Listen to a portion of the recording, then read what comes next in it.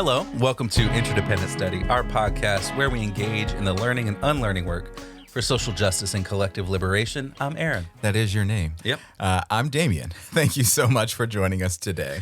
For those new to our podcast, Interdependent Study is meant to be a space and community for folks who believe in and want to do the work of social justice. That was an inside joke, folks. Each week, we bring something new to the table and discuss our thoughts and feelings about it through the lenses of who we are and where we can go for a more just society. And now it's outside. We want Interdependent Study to be a space where we're always learning with one another. And Damien, you're up this week. So what are you bringing to the table for us to talk about today? You just had to win that. I have brought our September book to the table. Do you remember? Today. Yeah.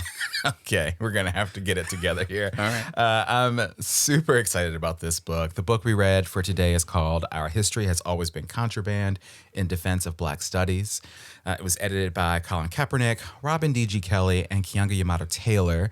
And it features excerpts of writings from a couple dozen, maybe more, incredible writers, scholars, feminists, abolitionists, organizers, leaders who, through their work, teach us about Black history and culture, literature, politics, political theory, feminism, abolition, sociology, gender and LGBTQ plus studies, antiracism. I mean, the list goes on and on. Mm-hmm. And so the book uses these writings and some incredible analysis on sort of both sides of them, since all the writings are in the center of the book, to explore the ongoing centuries-long attack on Black history and Black studies in this country, and what we need to do to fight against it and how we can do that and sort of the imperative that presents, right? And I think I mentioned this when I entered the book last week, but it was published by Haymarket Books. Mm-hmm. And I love this particular statement about the book on their website. They say, quote, "To read Our History Has Always Been Contraband is to be an outlaw for liberation. These writings illuminate the ways we can collectively work toward freedom for all through abolition, feminism, racial justice, economic empowerment, self-determination, desegregation, decolonization, reparations, queer liberation, cultural and artistic expression, and beyond." And I just thought that was really great. And I guess us sitting here right now, having read this book, makes us outlaws. Hey, look at that. I love it. Yeah. So that's a bit about the book, where we're going to go today. I'm so excited to see. Where do you want to start? What did you think of this book? It's so good. Yeah. This is a really great collection of writings that, you know, spans back from like 1829 to today, basically. Mm-hmm. And there were some really cool, familiar things in here that we've either read before right here or that I read on my own in some other context. And they really just brought it all the way up to the current day. I was really pleasantly surprised to see a few things from just the last few years. Yeah, me like too. An excerpt from Abolition, Feminism Now, which we talked about here. But it's got Frederick Douglass, Anna Julia Cooper, Carter Woodson, Du Bois, James Baldwin, Bell Hooks, and a ton more. I meant to go back and look and see how many excerpts there are actually in here. And, it's definitely a over a couple of dozen. It must, but Mm-hmm. well, actually, how many excerpts? I don't know how many writers. Some of them have some repeat writers. Yeah. But it's each excerpt is like 3 to maybe 8 pages roughly. They're all pretty brief, little sort of snippets or clips of their writing. From larger pieces, usually. Yes. And so it's just a great book that you could read cover to cover, or you could pick it up and check out things that stick out to you or authors that stick out to you. Yeah. There's some foundational things here that I think we'll talk about later that get referenced by future author, like, because it's in chronological order. You read something from 1920-something, and then in the 60s it's being referenced, and then in the 80s it's being referenced, and so on. So it's interesting that way, too, to see the ways that they're referencing each other as we go through the actual book. Absolutely. Yeah, this was, I agree, such an incredible book. I was hooked by it from really the first introductory chapter of the book, which was written by our friend here on the show, Robin D.G. Kelley. The chapter itself is called On Racial Justice, Black History, Critical Race Theory, and Other Felonious Ideas, which I just sort of laughed at. I love that title. It's a phenomenal one. But in his chapter, it's sort of this wide-ranging introduction that touches almost everything that's featured in the book, right? All those sort of excerpts that you just talked about. And also how the right has had this long-standing opposition to Black studies, Black history, going all the way back to the work done to prohibit Black people from learning back in the 1800s, all the way to today, our present day of trying to prohibit Black people from learning, really anyone from learning, like what's happening in Florida with DeSantis and his education commissioner trying to discredit Black studies and their silly Stop Woke Act, right? And so, it's, when you frame it like that, you frame the history of this work happening really since the dawn of time. It's just fascinating to see.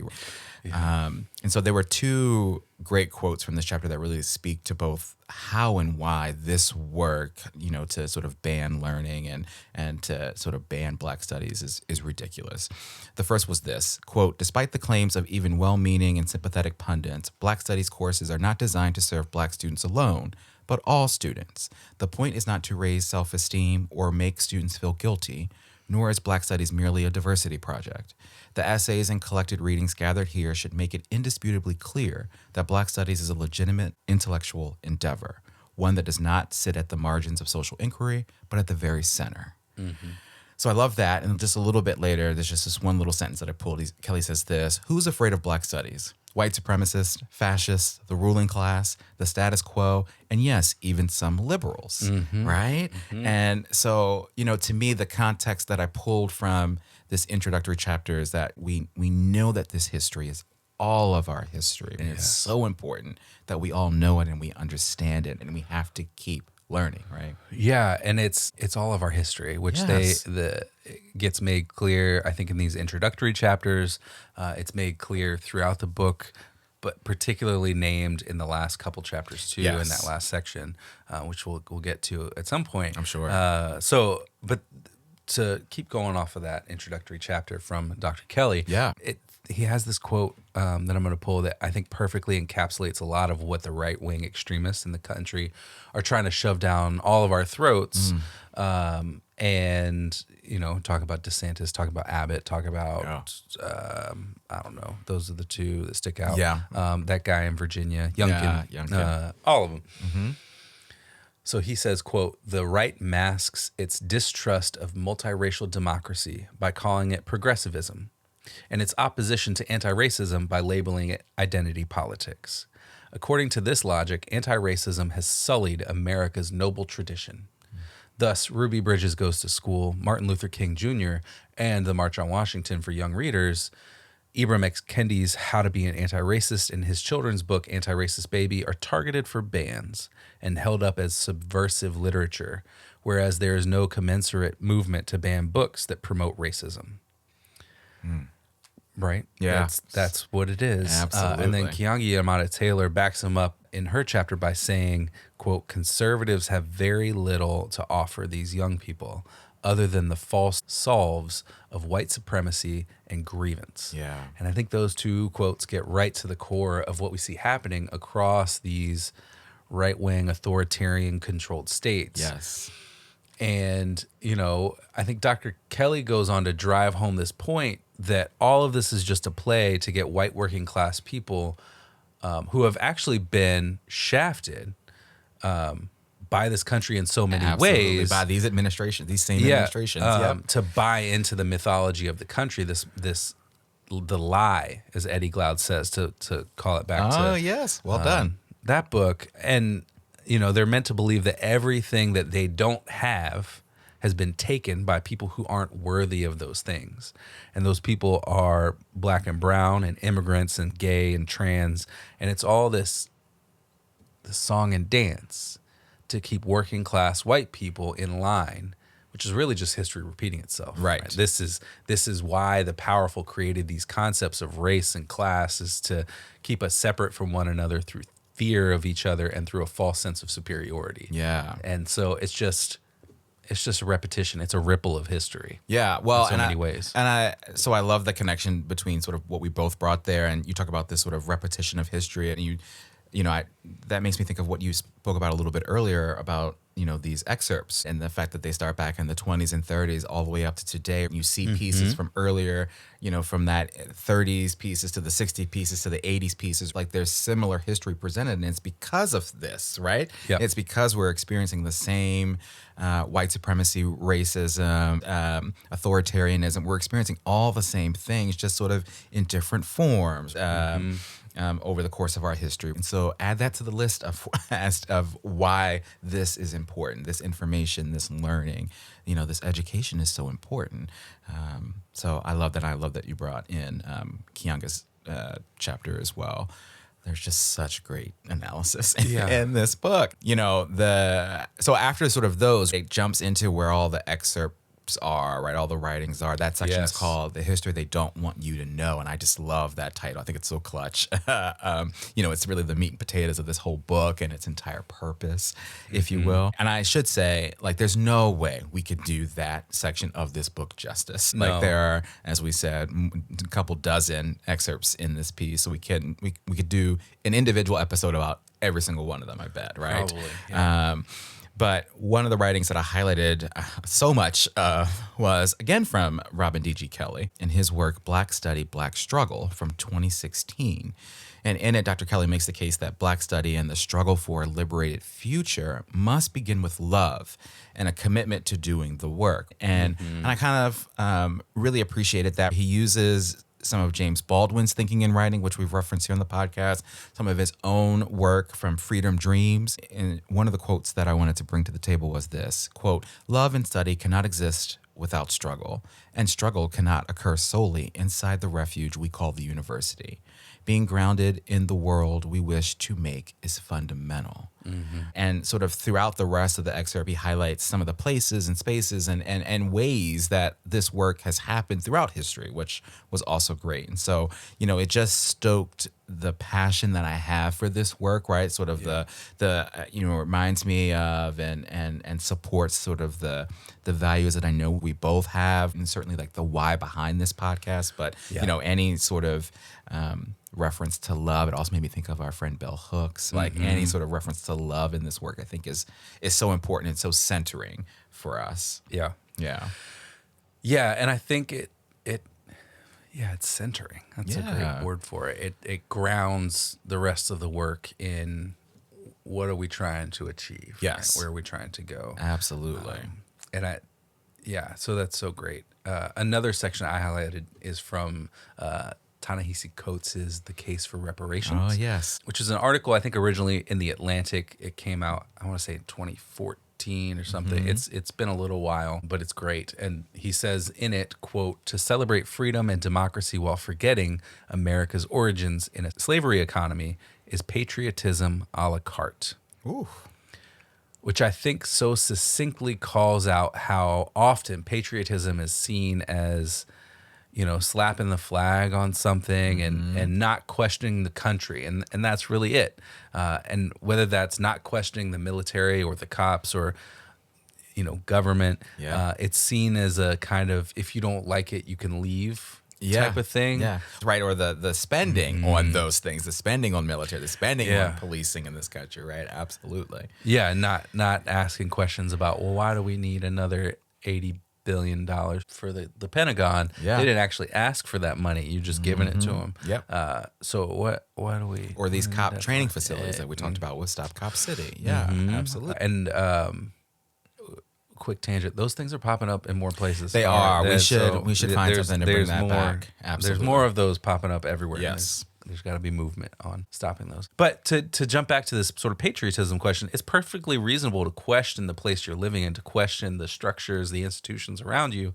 And I think it's an ethical imperative. It's a requirement for all of us to actually critically consider the societies we're living in and how we participate in them, how we're asked to participate in them, and whether we want to participate in that way or not, whether or not we want to be outlaws, as the book says. And so, I just really appreciated that sort of patriotism a la carte phrase there, and wanted to talk about that. Absolutely. I love that notion of it being an ethical imperative. I think that's brilliant. And I think, again, it connects to why this book is so important and why these texts, these work, these writings, this history is so important for all of us to know, because that gives us that sort of critical lens to think and to ask these kinds of questions. If we don't have that history, if we're not armed with that history, we become complacent. We become, folks who don't question these things that you talk about. So,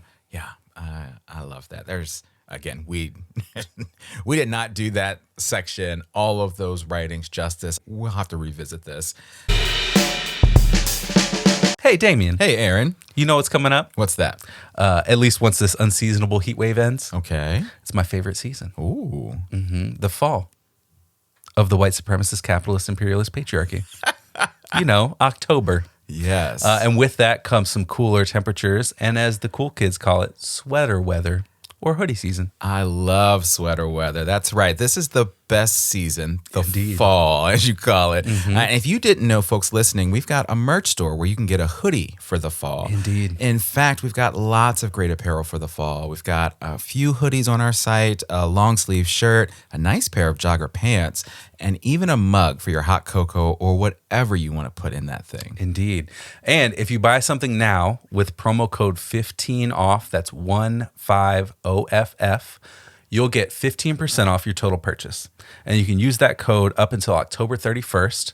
So go ahead and get cozy for spooky season. Hashtag spooky season. I love it. Just visit our website, interdependentstudy.com, and click the merch link on the top menu, and you'll be transported directly to our store. And don't forget to use the promo code 15 off. Man, I can't wait to see all this merch out there in the wild. I love it.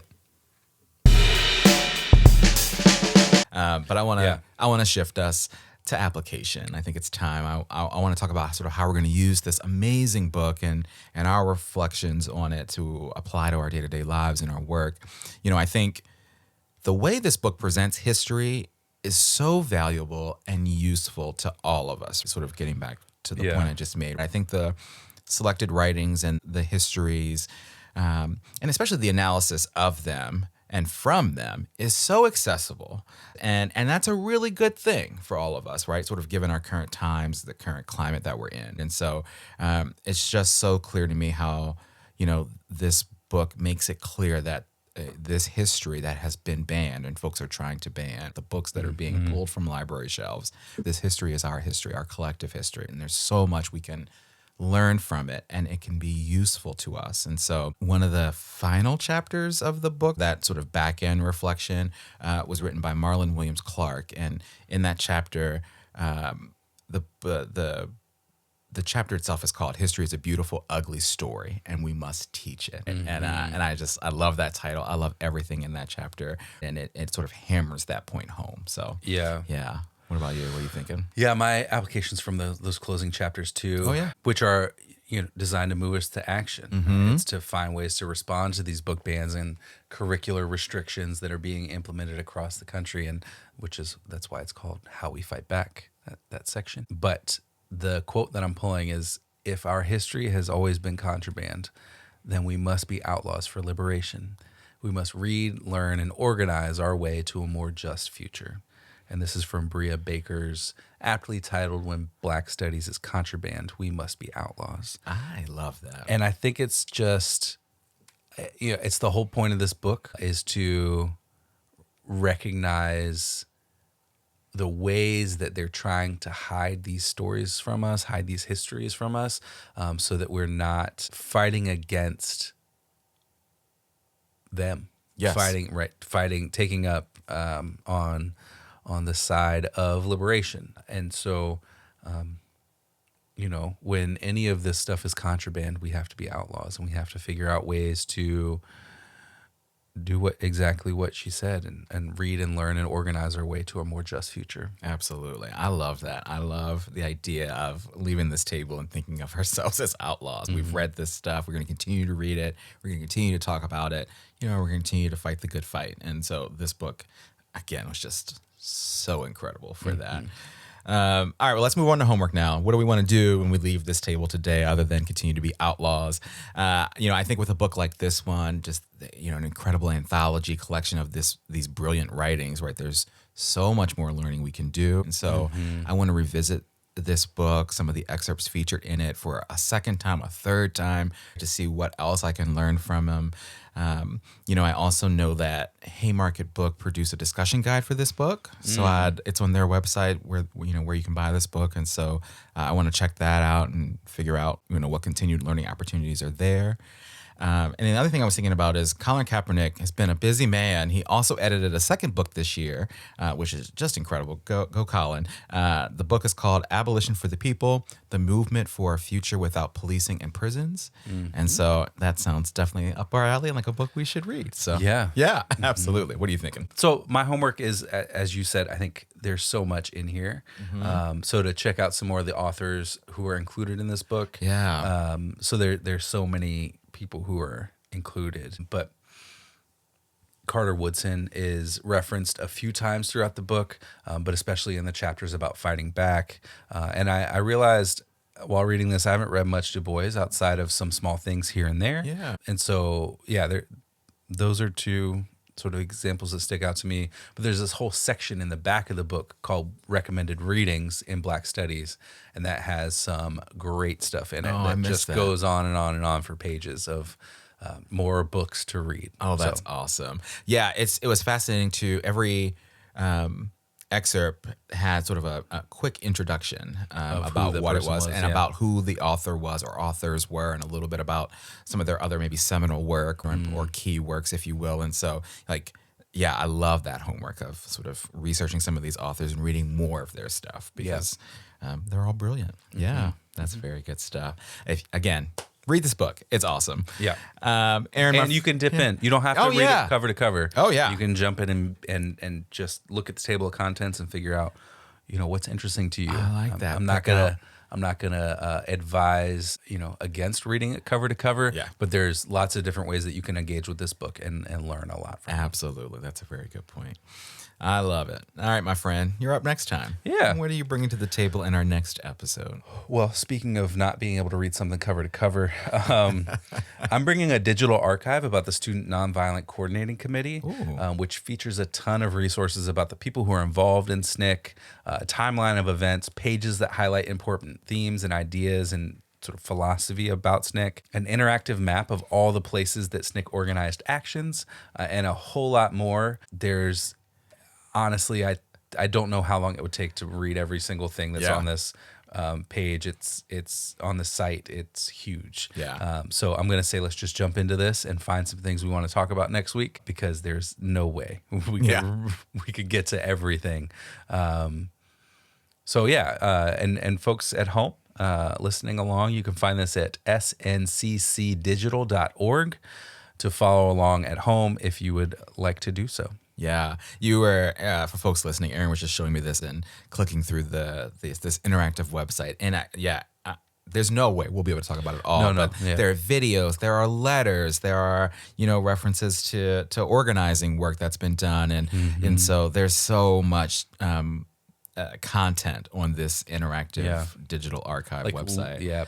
Reports that people wrote about the activities of SNCC and what was going on that year and their accomplishments and process and stuff like all that. The key players and all the adjacent players, if you will, right? Everyone, you can click individual names and learn more, and timelines. I mean, there's so much on it. So we'll do our best. I think it'll be fun just to sort of click through and see what as we do, see what stands out to both of us, and talk about it next time. And I do think we've referenced this before. I think we learned about it during something else that we were reading about SNCC or watching. I don't remember. So it was, it's been floating around in my subconscious for a little bit now. So I'm excited to get to it and talk about it. That's awesome. Very good. Yeah. All right. So with that, we want to thank you for joining us today and for listening to Interdependent Study. You know what we're going to ask you to do here, but in case you forgot, please follow, leave a rating and review, share our podcast with everyone you know, follow us on the socials, check us out on YouTube and TikTok and everywhere. And sign up for our email list to get notified about any new things we've got going on behind the scenes. Yes, thank you so much for listening. And remember, it's not about us, but it is about us. We'll talk to you next week.